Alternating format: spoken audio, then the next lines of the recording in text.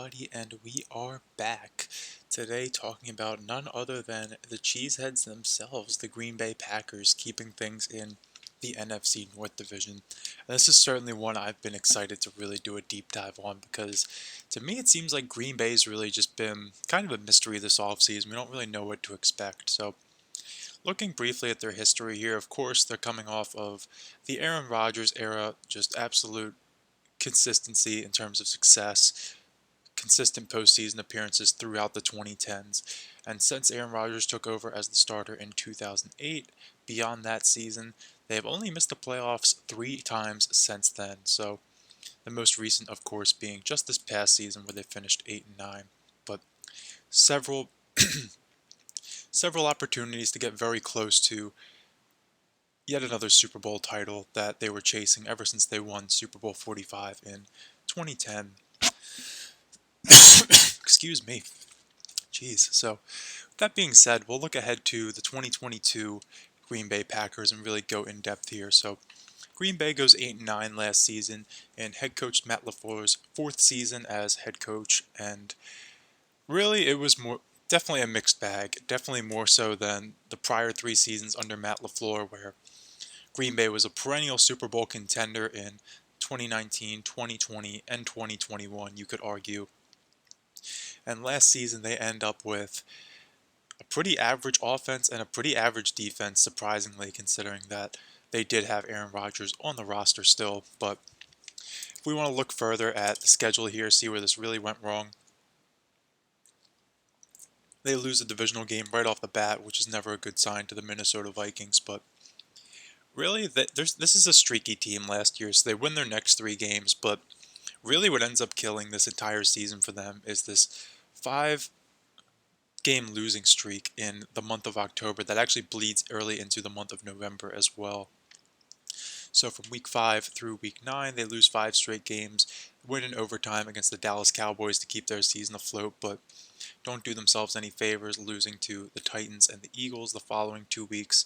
This Eagles game is notable because this is where Jordan Love actually ended up stepping in and seeing some in-game action for the Green Bay Packers. And as we'll see with his stats, didn't look bad at all in that game. But Green Bay is able to string together 4 straight wins here around the bye week to keep their season alive. And seemed like they were storming back into a playoff spot here for a while in the month of December. But by the time we flip the calendar to January, of course, ends in heartbreak with the loss to the Detroit Lions at home in the final week of the season. So very unfortunate for the Green Bay Packers. Couldn't make it back into the playoffs last season, but it's going to be a new era, as we'll see when we get to the Packers offseason. But we'll look at some of the individual statistics here first. Not going to waste too much time on Aaron Rodgers. As most people know, he's no longer with the Green Bay Packers, but another fine campaign from him.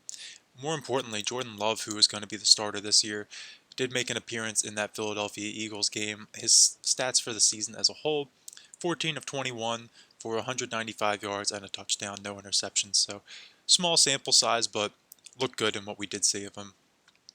Moving along to the running back position, still have that dynamic duo of Aaron Jones and A.J. Dillon. Not really too much else to say there. We know what both of these guys bring to the table at this point, and they figure to be back and key contributors this season. And looking at the wide receiver position, of course, with the departure of Davante Adams, Aaron Rodgers spreads the football around much more than he did in years past. 6 receivers here with 5 receivers technically. Aaron Jones was 5 yards short of the 400-yard mark, but if we're going by 395 yards or more, if that's the threshold, then yes, Green Bay had 6 players cross that threshold, and then another 3 players with at least 5 receiving touchdowns, so certainly not one player really getting most of the targets, and we can even see that just by looking at the targets. Allen Lazard surprisingly led the bunch, but perhaps not so surprisingly, because as we'll see, he ends up following Aaron Rodgers to the New York Jets.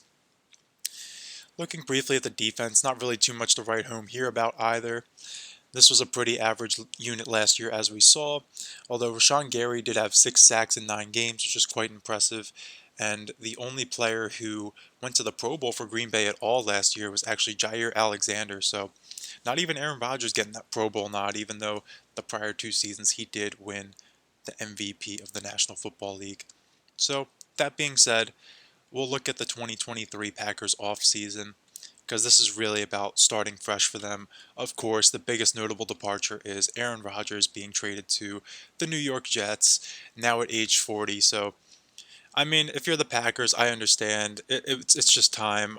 I get it. You want to keep Rodgers here his whole career, but if he wanted to leave, if the options were either you trade him to the Jets or Aaron Rodgers retires. All right, give him what he wants. Why not just trade him to the Jets? So the Packers already have their succession plan in place with Jordan Love, first round pick from 2020.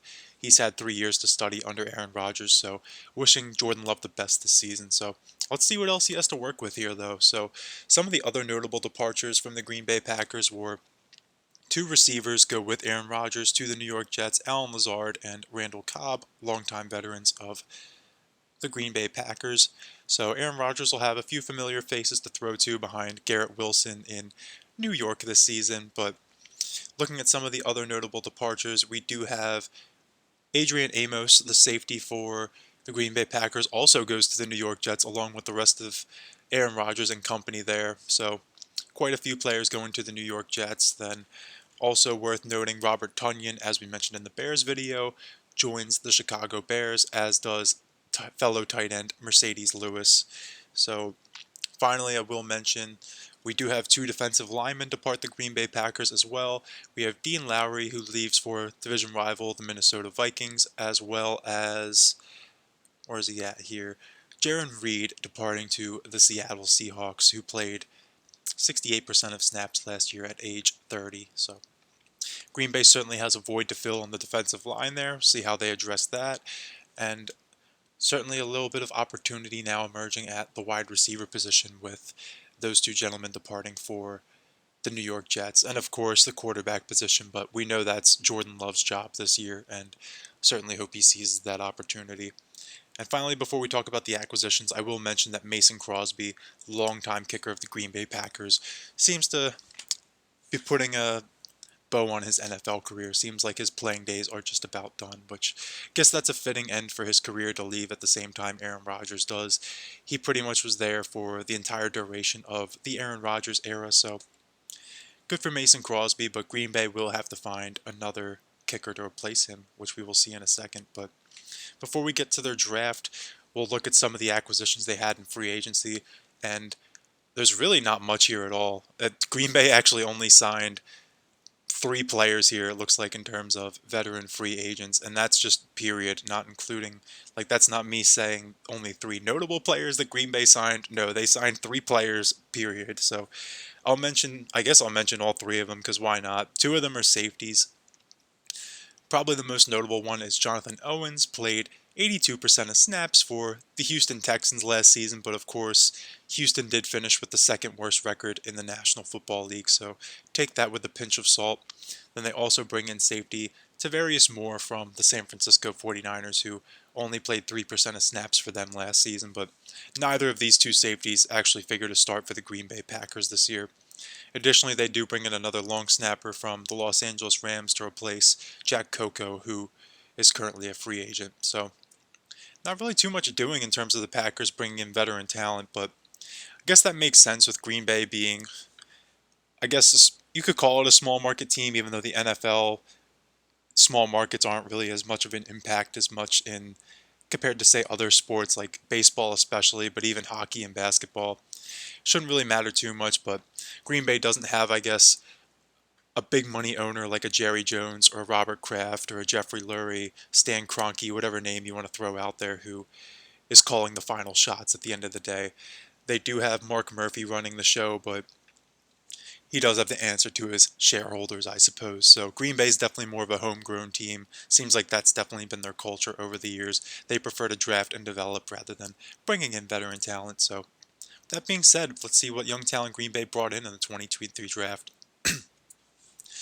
So I will note Green Bay did move up from, or they were originally slated to select 15th overall, but because of that Aaron Rodgers trade, part of that trade was they swapped first round picks with the New York Jets, so they're able to move up 2 spots to 13th overall. And they select Lucas Van Ness, who definitely figures to be a key contributor for the Green Bay Packers this season. He's listed as a defensive lineman here, but Green Bay runs more of a 3-4 scheme, so he would be more of an outside edge rusher at technically an outside linebacker, but he's going to be an outside edge rusher for the Green Bay Packers this season. Then in the second round, they select Luke Musgrave, tight end out of Oregon State. He could very well be their starting tight end this season now that Robert Tonyan is no longer in the fold. And then the third round, they double down on tight end, taking Tucker Kraft out of South Dakota State. So there's your replacements for Robert Tonyan and Mercedes Lewis, I suppose. But in the second round, they do finally address the wide receiver position, taking Jaden Reed out of Michigan State. So looking at the rest of this draft class, there really isn't too much going on. They do have several picks in the late rounds, but of course, late round picks are certainly a wild card. We'll see if a lot of these players are able to even stick around on the final roster. We'll mention Anders Carlson, the kicker. He definitely figures to be Green Bay's kicker this season. I don't believe they have any competition for him as of this moment. And Sean Clifford, as we'll look at in a second, he's in a battle for the backup position behind Jordan Love, but things are definitely looking up for the Penn State product to win that job. I will find it interesting, though, before we proceed, that I know there has been a lot of talk over the years, especially while Aaron Rodgers was with the Jets, not with the Jets, he's now with the Jets, but when he was with the Green Bay Packers, regarding how Green Bay really just is very reluctant to take a wide receiver in the first round. And looking back at this history, this is very much true. They aren't afraid to take a receiver in the middle rounds of the draft by any means. In fact, they do so almost every single season. They take a receiver at some point, but going all the way back to 2002 is the last time the Packers took a receiver in the first round with Javon Walker out of Florida State. So I don't really know what's up with that.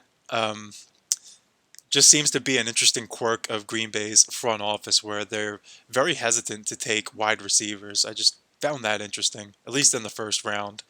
So with that being said, we'll move along to Green Bay's 2023 depth chart. Let's see how they put all of this together. So starting off with the quarterback position, we know this is Jordan Love's job. And as I mentioned, Sean Clifford is currently in a battle for the backup position along with Alex Mago. Although Clifford does have the edge for that because they did have another quarterback on the roster earlier in camp by the name of Etling, although he was cut last week. So he was taking most of the reps with the number twos in training camp, but he's no longer with the team. So it seems this is really Sean Clifford's job to lose, which makes sense. You want to have a nice developmental guy behind Jordan Love just in case he goes down, but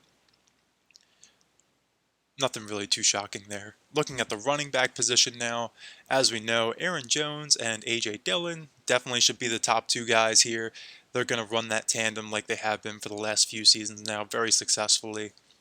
Although there is a competition for that third spot behind them, some of the players involved are Patrick Taylor, Lou Nichols, and Tyler Goodson. So we'll see who can emerge from that, although as of right now, Tyler Goodson seems to have the inside track, primarily because he's more of a pass-catching running back than the other two, so the Green Bay Packers could certainly integrate that into their offense a little bit easier. They have more agility in terms of how they can use Tyler Goodson in the offense, maybe compared to the other two guys. But moving along, I suppose we'll look at the wide receiver position next. We'll keep it with the skill position guys. So as of right now, Christian Watson, Romeo Doubs, and Jalen Reed, the rookie, are projected to be the top three receivers. All young players. Christian Watson and Romeo Doubs were rookies last season, and now Jaden Reed, a rookie this season. So definitely giving Jordan Love some fresh blood to work with. And then Datavian Wicks, the fifth-round pick from this year, should be slated to be their fourth wide receiver. I will say there really isn't.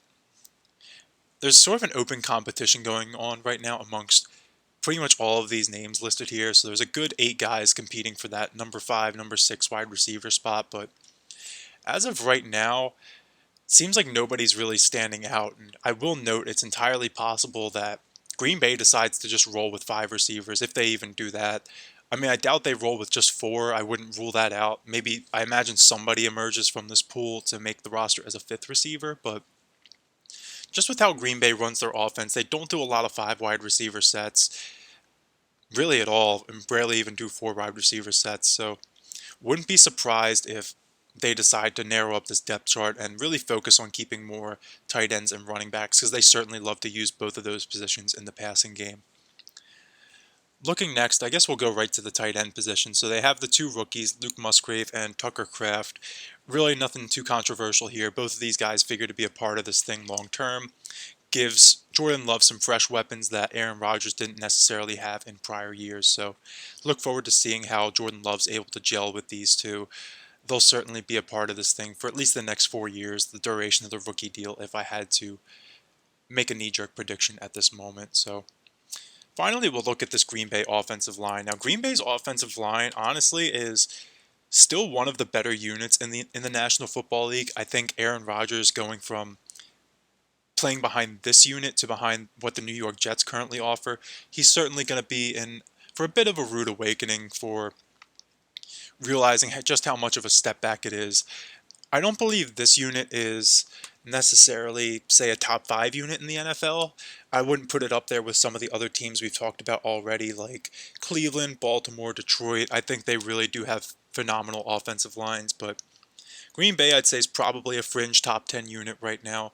They don't really have, like I say with all these positions, when we really talk about like ranking them league wide, which positional units are stronger compared to other teams. If you want to have a positional unit, like especially one like the offensive line, to be considered one of the top units in the National Football League, you need at least like one anchor, I would say. And David Bakhtiari is certainly an exceptional player, but it's mostly just a bunch of really good players. Granted, there isn't a weak unit on this offensive line. Much like Denver's, honestly, I'd say this offensive line is definitely more comparable to Denver's than, say, a Detroit, Baltimore, Cleveland, or even Dallas. So I'm a big fan of David Bakhtiari at the left tackle position. Aaron Rodgers is certainly going to miss him. They have Elton Jenkins at the left guard position, John Runyon slated to start at the right guard position, and there is a bit of some tinkering going on with Zach Tom, the second-year player. So Matt LaFleur and company really aren't sure where to place him as of right now. They've been experimenting with him both at right tackle and actually at center, surprisingly. Kind of rare you see a player bounce from center to right tackle or center to tackle in general, as a matter of fact. But in the scenario that Zach Tom stays at the right tackle position, Josh Myers, the third-year player, should be their starting center. But on the off chance they do decide to move Zach Tom to the center position, it would be Josh Nijman who slots in at the right tackle position. So I imagine they keep things as it is right now with Zach Tom at the right tackle position, and they still have Nijman to potentially fill in at either tackle position if an injury were to occur. And if something did happen with Josh Myers, they could always bump over Zach Tom and slide Nijman into the right tackle position. So they do have a lot of other young players here as well.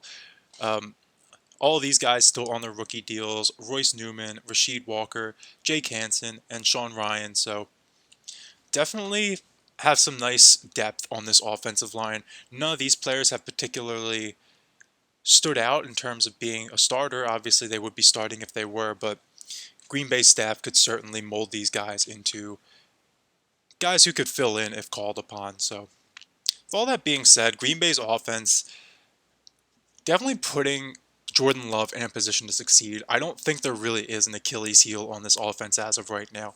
Feel very good about the running back position with the duo of Aaron Jones and A.J. Dillon. Love their tight end situation with the two rookies, Musgrave and Kraft. I think the wide receiving room, while yes, they don't have Devontae Adams, they do have a nice collection of young players here who can really develop some rapport with Jordan Love, much like the tight end position. So, and then you put it all behind a top 10 offensive line in the NFL. Certainly a recipe for success. Matt LaFleur calling the plays. I think this will be a solid campaign for Jordan Love. I really do. He could definitely have a nice season his first year, and the Packers still end up missing the playoffs, much like Aaron Rodgers did. And then maybe they just build on this going forward. But we'll examine that a little further as we move along here. But first, let's look at this Green Bay Packers defense.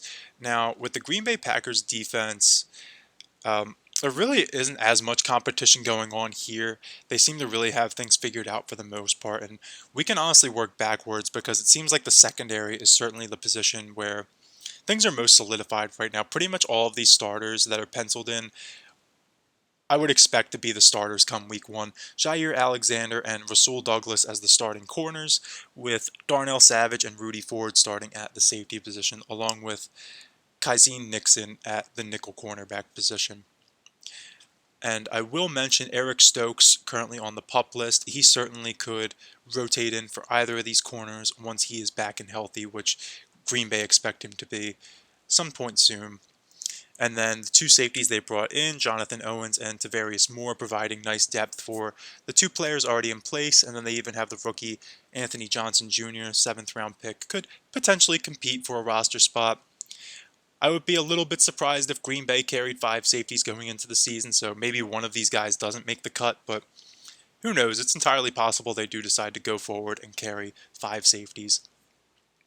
Looking now at the linebacker position, Green Bay does run that 3-4 as I mentioned earlier, so many of these players I would say are also pretty much the guys who are listed as starters. I fully expect to be the starters. Preston Smith and Rashawn Gary on the outside, with Quay Walker and De'Vondre Campbell at the inside linebacker positions, And then there is a competition going on right now for the reserves on the outside linebacker spots. We do have Kingsley Enagbare, hope I'm pronouncing that young man's name correctly, second-year player for the Green Bay Packers. He's competing with their first-round pick this year, Lucas Van Ness, along with Justin Hollins. And these guys have also been seeing some rotational opportunities to even run with the ones a little bit. I certainly expect by the end of this season that Lucas Van Ness in particular should be somebody who's seeing noticeable playing time on defense. And that's only a good thing for Green Bay because it seems like their linebacker position is certainly under control right now. Certainly seems like they have strong starters in place. But adding an edge rusher like Lucas Van Ness in the first round will only help matters. And I do believe Lucas Van Ness will be a strong player in the National Football League and like that pick when Green Bay made it. So definitely something to feel good about at the linebacker spot. Then finally, we'll wrap up with the defensive line here. And Green Bay's defensive line, I mean, it's nothing really tremendous. I'd say it's probably an average unit in the NFL, honestly, but as with most teams that run a 3-4, they don't really need their defensive line to be anything over the top, don't need it to be anything extraordinary. They just need these guys to simply do their job to open up opportunities for this back seven. So they have Devontae Wyatt, second-year player on that highly acclaimed 2021 Georgia Bulldogs defense, with Kenny Clark starting opposite of him, with TJ Slayton in the middle. And there is a competition going on right now for some of these reserve spots. Some of the players in the mix are rookie Carl Brooks, we have Jonathan Ford, and Chris Slayton, with Colby Wooden projected to make the roster as a 4th-round pick. So be interested to see how many defensive linemen Green Bay ends up carrying when all is said and done. I can't imagine it's more than 6, if it even is as many as 6. So time will tell. Always does. So that being said, this is a pretty solid unit for Green Bay on defense as well. Really not too many weaknesses on this roster as a whole now that I really look through it. And honestly, that's kind of what I was anticipating when I went to make this video. I know Green Bay did lose a few players in this past offseason, but obviously they lose Aaron Rodgers, but guys like Alan Lazard and Randall Cobb, they're certainly replaceable. Robert Tonyan, they were able to replace him with 2 tight ends, Luke Musgrave and Tyler Kraft. So I think they've done a good job for the most part of offsetting their losses. And they did lose a couple defensive linemen, but they do have Devontae Wyatt, who's a young up-and-coming player, and they draft 2 guys on day 3 of the NFL draft this year to potentially step in and help out this year. So I really don't think this is a bad Green Bay Packers unit by any means. I think if the biggest question mark is Jordan Love, I think this team could really surprise some people this year. I'm certainly anticipating that they'll be around a 500 unit this year. They were an 8-9 record last year, and I don't think it'll be much of a step back this year, if at all. So let's look. With that being said, let's look at this 2023 schedule, really figure out what's going on with Green Bay. So they start out with 2 road games back-to-back against the Chicago Bears and the not the Green Bay Packers, the Atlanta Falcons. I keep on doing that. Green Bay Packers are playing the Green Bay Packers. But I think they're a better team than the Chicago Bears, especially now that we've looked through their entire roster. I feel much better about them sweeping the Chicago Bears, which I do have them projected to do. They play the Bears the first week and the last week of the regular season. Kind of funny how these NFC North matchups are being scheduled. as we recall with the Detroit Lions schedule, they play Minnesota Vikings 2 times in the last 3 weeks of the season, yet Green Bay and Chicago have 16 weeks between the amount of times they play each other. So just think that's an interesting wrinkle of the schedule. Then in week 2, I think once again they're just a better team than Atlanta at this point. Atlanta does have some nice pieces on their team, like their offensive line, like Drake London, Kyle Pitts if he's even back by week 2. But looking at the quarterback position, I like Jordan Love a lot better than I do with Desmond Ridder. Again, no disrespect to Desmond Ridder, I just need to see him prove it. And from the limited action I've seen of both Desmond Ridder and Jordan Love in the NFL, I'm much more impressed with Jordan Love. And even so, I like Green Bay's defense much more than I like Atlanta's as a whole, so I don't feel too bad about giving Green Bay this victory. Then week 3 against the New Orleans Saints. Now, I did give this matchup to the New Orleans Saints initially, though I would not be surprised in the slightest if Green Bay is able to win this game.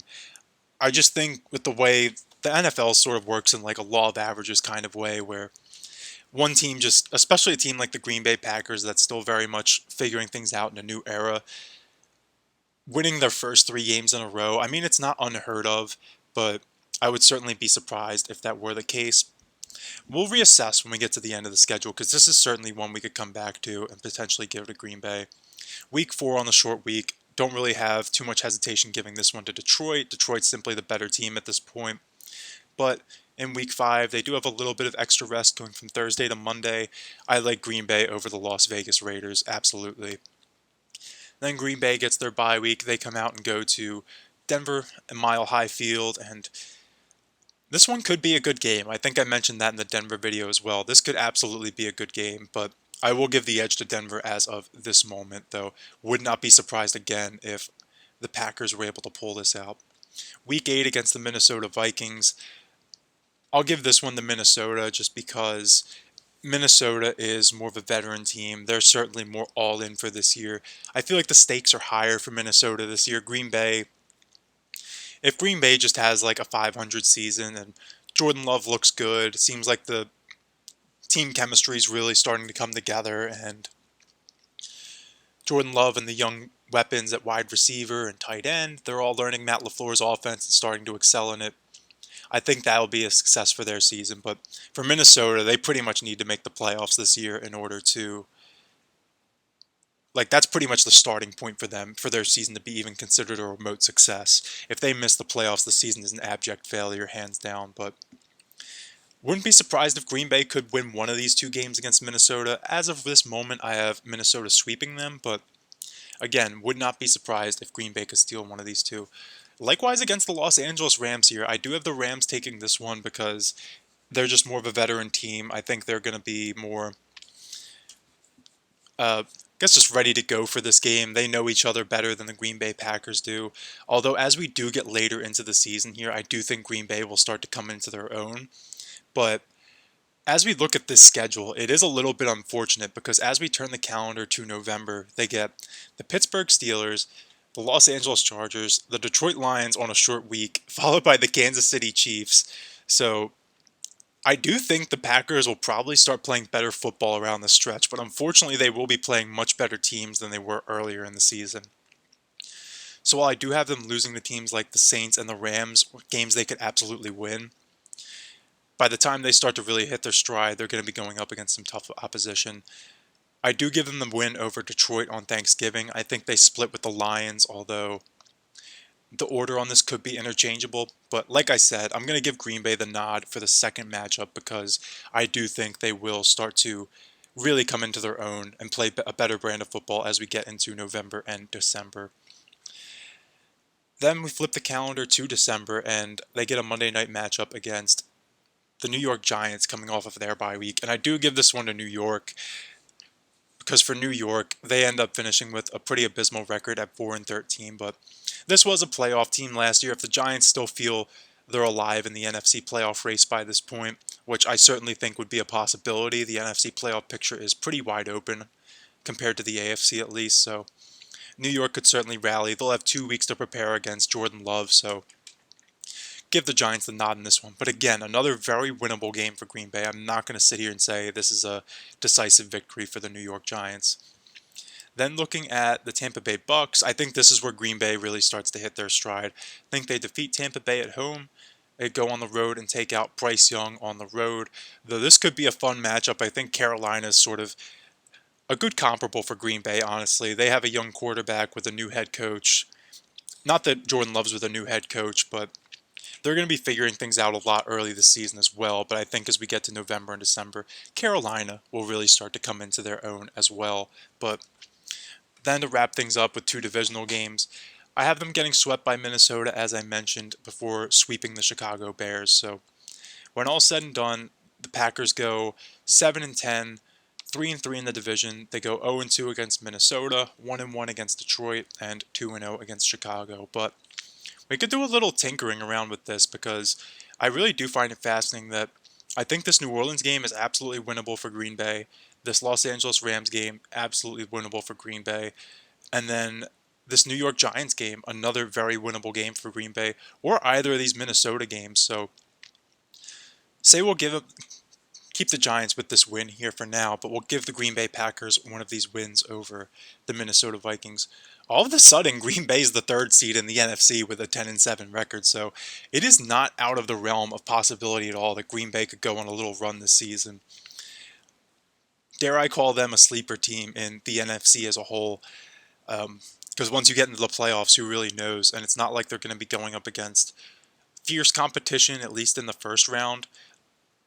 If things shook out this way, they would go up against Seattle, but entirely possible they could win that matchup as well. I'm not going to discount that, but my original projection is that Green Bay will finish with a 7-10 mark, which I don't think is a bad look at all for them this season. Aaron Rodgers in his first season with the Green Bay Packers did end up with a record of 6-10 back when it was just a 16-game season. So they get one more win than the 2008 Packers. I think the 2008 Packers are probably a good blueprint for this year's squad. So if they go 7-10 this year, Jordan Love has a nice statistical season. Really seems like he's coming into his own in Matt LaFleur's offense. Watch out, because Green Bay could be a threat in the NFC again very soon. We saw with Aaron Rodgers, once he got his hands on the starting job in Green Bay, by the end of his third season as a starter, he was holding that Lombardi trophy. So, not saying the same thing will happen with Jordan Love, but I think it really all comes down to him, and I do have a lot of confidence in Jordan Love's abilities. So, definitely intrigued with this Green Bay Packers roster, definitely more so than a lot of these NFC teams we've looked at so far. I do believe teams like Carolina and Atlanta that we've looked at already could be a little bit better than I anticipated, and obviously Dallas I think is just going to steamroll the NFC for the most part. Detroit we just talked about. I think Detroit's going to have a nice year this year as well, but definitely interested to look at Minnesota when we get there, because Minnesota definitely had a lot of fluky victories last season, so Green Bay could potentially snipe out, at the very least, the 7th seed from the Minnesota Vikings, I believe. And honestly, it could very well come down to these head-to-head matchups between the Green Bay Packers and the Minnesota Vikings. Because we forget all the other games we talked about. If we just flip one of those Packers and Vikings matchups, that would be enough to propel Green Bay into a playoff spot and take Minnesota out. And that's with them losing to the New Orleans Saints. That's with them losing to the Los Angeles Rams. That's with them losing to the New York Giants. So I really don't feel like that's asking a ton out of them. The 8 wins in this scenario would be over the Bears, Falcons, Raiders, Vikings, Lions, Bucks, Panthers, and Bears again. I really don't feel like that's asking too much out of this Green Bay Packers squad, and they finished with an 8-9 record and would be the 7th seed in the NFC. So looking forward to seeing this team in action. I want to see how this looks when it actually gets out on the field, because there's not really a lot I'm feeling discouraged about with this squad right now. So with that being said, let's look at their future draft. We'll look at their future draft picks in a second. There's actually really not too much to talk about with that, but we'll look at their contract situations here. So Jordan Love, interestingly enough, they actually decline his 5th-year option in 2024, but turn around and give him a 1-year extension to keep him with the Packers through next season regardless. But he has a big year this year. Look out, because he could absolutely get paid starting in 2025. Then Sean Clifford, slated to be the backup probably for the next 4 seasons. Not really much to see there. Running back, they do have A.J. Dillon in a contract year, so that's certainly worth keeping an eye on, as well as Aaron Jones, who's only signed for the next 2 seasons. So be interested to see if Green Bay pays, which one of these guys Green Bay pays, because I doubt it's both of them. If they pay either of them at all, they could just let both of these guys walk and draft more running backs. Looking at the wide receiver spot, ton of young players here, as we mentioned. So all of these guys are signed for at minimum the next 3 seasons at a cap hit below $3 million, which you absolutely love to see as a Green Bay Packers fan. Young players like Christian Watson, Jaden Reed, Romeo Doubs, even Samuri Toure, if they could develop some rapport with Jordan Love and really give him a stable receiving core, this is going to give the Packers so much cap flexibility over the next few seasons. Same thing with the tight end spot with Luke Musgrave and Tucker Kraft, both on rookie deals for the next 4 seasons. So, like with Detroit, drafting players at positions you don't want to spend at, it really helps give you flexibility to spend at positions you do want to spend big dollars at. So looking at the offensive line, this could certainly be one of those spots. They have Josh Nijman and John Runyon both in a contract year this year, with David Bakhtiari signed for just this season and next season. This is slated to be a $40 million cap hit. I imagine this gets restructured at some point. And then Elton Jenkins locked up through the next 4 seasons. Josh Myers signed for the next 2. Zach Tom for the next 3 at a reasonable cap hit. So really not too much concern here either. Seems like Jordan Love's going to have a pretty stable offensive line in front of him for at least the next couple seasons here. And if these two gentlemen do decide to walk this offseason, Green Bay shouldn't be able to have too much trouble replacing them. They certainly should at least have the cap space for it. But looking onward to the defense, nobody on the defensive line in a contract year. Of course, Devontae Wyatt with another 3 years plus a potential 4th-year club option. Kenny Clark locked up for the next 2 seasons. And yeah, nobody in a contract year here, so you'd love to see that. And then looking at the linebacker spot, you do have Rashawn Gary in a contract year this year, as well as Justin Hollins and Eric Wilson. But beyond that, they have most of their big-name guys locked up long-term. DeAndre Campbell and Preston Smith locked up for the next 4 seasons. Lucas Van Ness for the next 4, plus a potential 5th-year option. Quay Walker for the next 3, plus another potential 4th-year option. So for a team that values the linebacker spot that runs a 3-4, certainly in a good spot here as well. Then looking at the secondary, they have Jonathan Ford in a contract year, but really not too much else going on. These are mostly reserve players in contract years. They're big-name players like Jair Alexander. He's locked up long-term. Eric Stokes, 2 years plus a potential club option. Kyson Nixon for just this season, and Darnell Savage as well. But Green Bay is certainly going to have the cap flexibility to pay these guys. And I love the outlook of this team as well. Just based off of what I've seen so far now, this is our 3rd NFC North team. I think all of these teams are definitely trending in the right direction. I love what Detroit's doing, of course. I love what Green Bay's doing. I think Chicago is taking a step in the right direction, though. We need to see it from Justin Fields. But then again, we definitely need to see it from Jordan Love as well. So this could be an exciting division going forward. And then Minnesota, of course, was the team that won the division last year, and we haven't even talked about them yet. So this could be a fun one this year. Now, finally, before we wrap up, we will look at Green Bay's future draft capital. Really almost nothing to note here. The only thing really to note is this draft pick they're going to get from the New York Jets in exchange for Aaron Rodgers. So pretty much the gist of this is, as of right now, it's technically a 2nd-round pick, but if Rodgers plays 65% of snaps in 2023, it becomes a 1st-round pick, which it looks like is very likely. Unless Aaron Rodgers gets injured, I see no reason why he wouldn't play 65% of snaps. So Green Bay could have 2 first-round picks next year. They could use that to expand on their offensive line, maybe draft a wide receiver. I doubt that, though. Maybe they look to replace A.J. Dillon if he walks, or they just want to beef up that defense, draft somebody else for that defensive line, draft somebody else for the secondary. I think for the most part, Green Bay already has their personnel in place, and they're really just adding to it.